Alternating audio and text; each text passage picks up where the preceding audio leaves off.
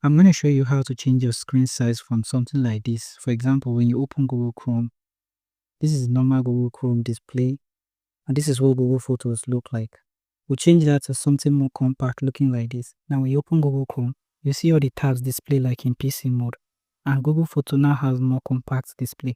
You also get extra menu when you hover on the navigation bar. Now what you want to do first is open settings, and once settings is opened, you want to enable developer option. And it's quite easy to do. What you want to do is scroll down and look for about phone. You can also search in the search settings section for about phone. Now tap on this and scroll to the bottom. Somewhere here you're going to find build number. Now keep tapping on the build number until you become a developer. Unlock your device.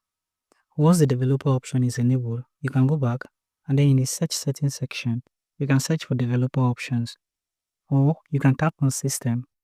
Scroll down till you find developer options here. Now tap on developer options.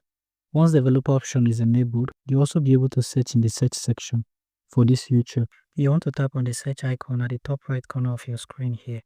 And you want to search for minimum width or smallest width. Now my device is smallest width. Now search for this and this will take you to smallest width. You want to tap here. You also want to make sure that the current smallest width for your device, you do not forget it. So in case if you want to restore settings, you can always do it in this section.